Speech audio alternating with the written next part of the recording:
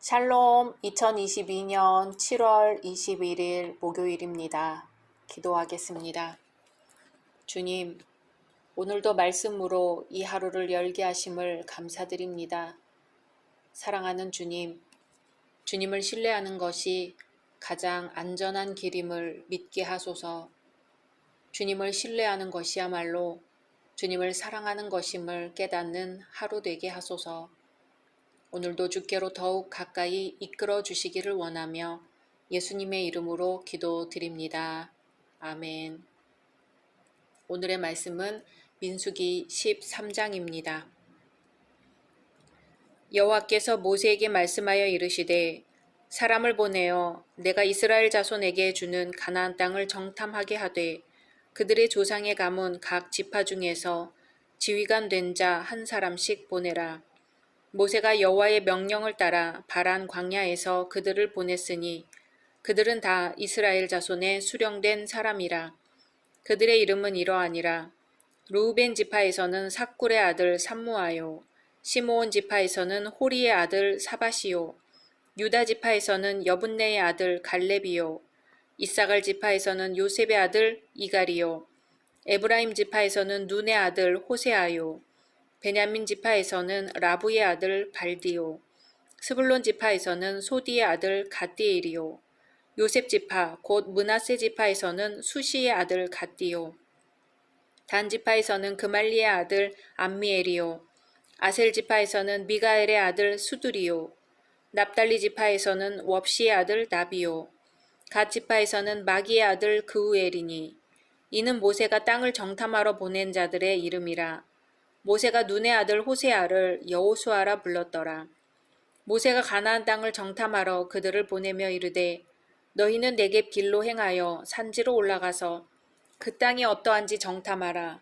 곧 그 땅 거민이 강한지 약한지 많은지 적은지와 그들이 사는 땅이 좋은지 나쁜지와 사는 성읍이 진영인지 산성인지와 토지가 비옥한지 메마른지 나무가 있는지 없는지를 탐지하라. 담대하라. 또 그 땅의 실과를 가져오라 하니 그때는 포도가 처음 익을 즈음이었더라. 이에 그들이 올라가서 땅을 정탐하되 신 광야에서부터 하맛 어기 르홉에 이르렀고 또 네겝으로 올라가서 헤브론에 이르렀으니 헤브론은 애굽 소원보다 7년 전에 세운 곳이라. 그곳에 아낙 자손 아히만과 세세와 달메가 있었더라. 또 에스골 골짜기에 이르러 거기서 포도송이가 달린 가지를 베어 둘이 막대기에 꿰어 매고 또 석류와 무화과를 따니라. 이스라엘 자손이 거기서 포도를 베었으므로 그곳을 에스골 골짜기라 불렀더라. 40일 동안 땅을 정탐하기를 마치고 돌아와 바란 광야 가데스에 이르러 모세와 아론과 이스라엘 자손의 온 회중에게 나아와 그들에게 보고하고 그 땅의 과일을 보이고 모세에게 말하여 이르되 당신이 우리를 보낸 땅에 간즉 과연 그 땅에 젖과 꿀이 흐르는데 이것은 그 땅의 과일이니이다. 그러나 그 땅 거주민은 강하고 성읍은 견고하고 심이 클 뿐 아니라 거기서 아낙 자손을 보았으며 아말렉이는 남방 땅에 거주하고 헷인과 여부스인과 아모리인은 산지에 거주하고 가나안인은 해변과 요단가에 거주하더이다. 갈렙이 모세 앞에서 백성을 조용하게 하고 이르되 우리가 곧 올라가서 그 땅을 취하자 능히 이기리라 하나 그와 함께 올라갔던 사람들은 이르되 우리는 능히 올라가서 그 백성을 치지 못하리라. 그들은 우리보다 강하니라 하고 이스라엘 자손 앞에서 그 정탐한 땅을 악평하여 이르되 우리가 두루 다니며 정탐한 땅은 그 거주민을 삼키는 땅이요 거기서 본 모든 백성은 신장이 장대한 자들이며 거기서 네피림 후손인 아낙 자손의 거인들을 보았나니 우리는 스스로 보기에도 메뚜기 같으니 그들이 보기에도 그와 같았을 것이니라. 아멘.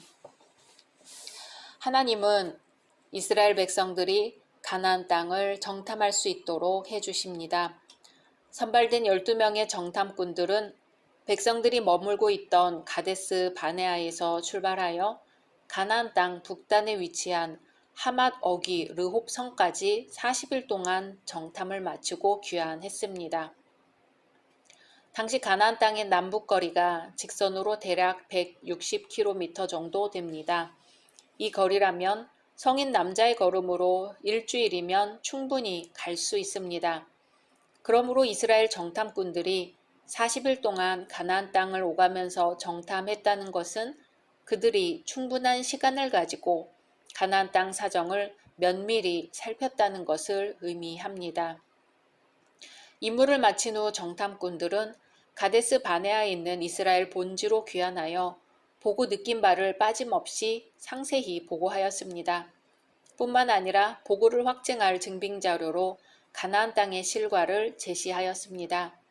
그들의 보고는 한마디로 가나안 땅은 과연 젖과 꿀이 흐르는 땅이요 풍요롭고 비옥한 땅이라는 것이었습니다. 그러나 문제는 12명의 정탐꾼들이 사실면에서는 의견을 같이 하였지만 그들이 느낀 바에 대해서는 극명하게 대조되는 보고를 하였다는 것입니다. 우리는 정탐꾼들의 상반된 보고를 보면서 우리가 어떤 모습으로 하나님의 약속과 이 세상을 바라보아야 하는지 알아볼 수 있습니다. 먼저 불신앙인은 보이는 것만을 본다는 점입니다. 갈렙과 여호수아를 제외한 10명의 정탐꾼들의 보고에 의하면 과연 가나안 땅은 기름지고 풍요로운 땅임에는 틀림없습니다.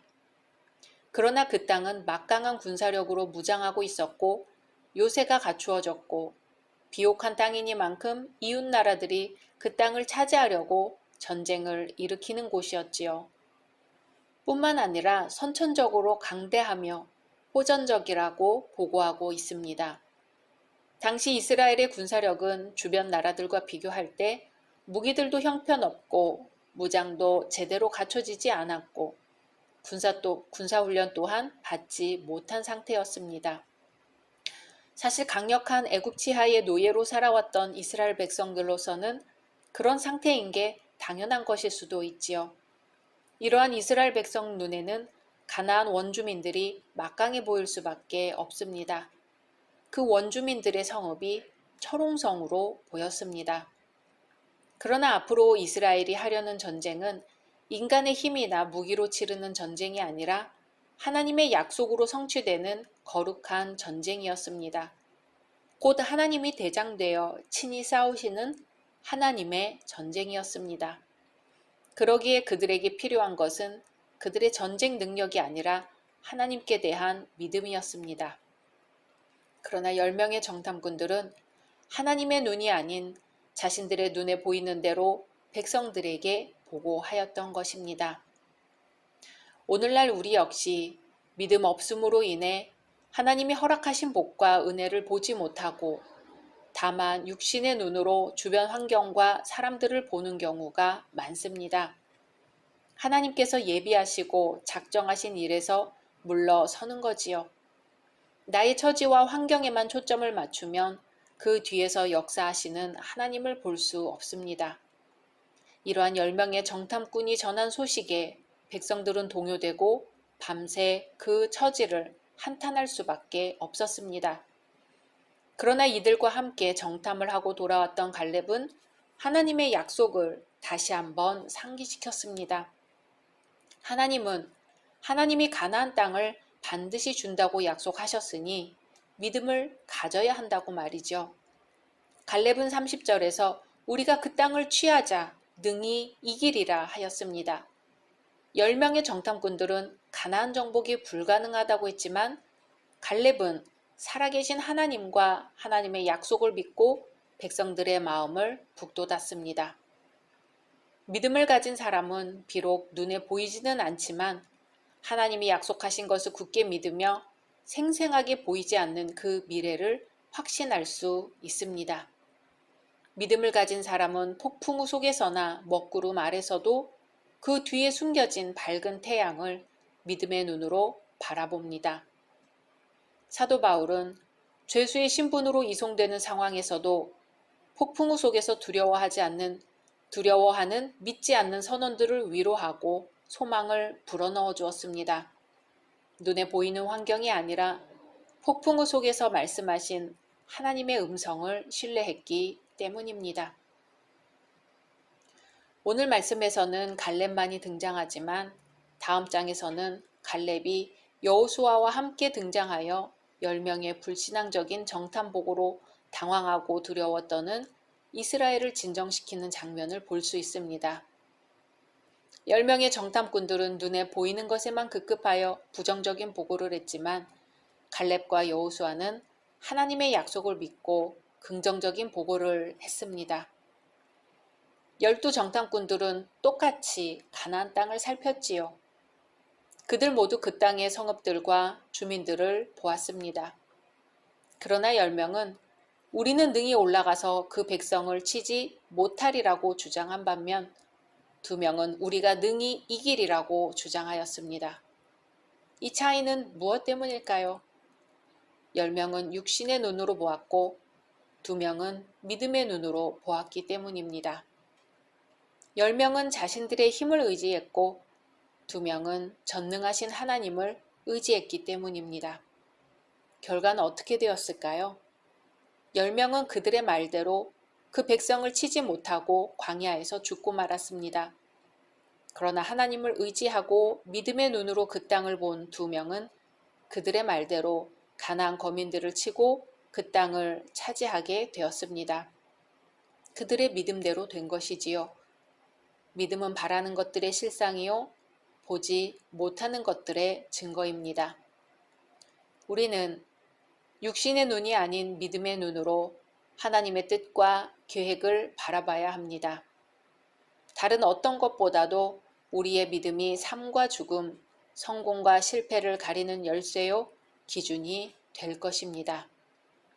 오늘 하루도 성령께서 우리의 영육의 눈을 열어주셔서 주님의 뜻과 주님의 계획을 보게 해주시기를 소망합니다. 각자 말씀 묵상하신 후 주기도문으로 마치겠습니다.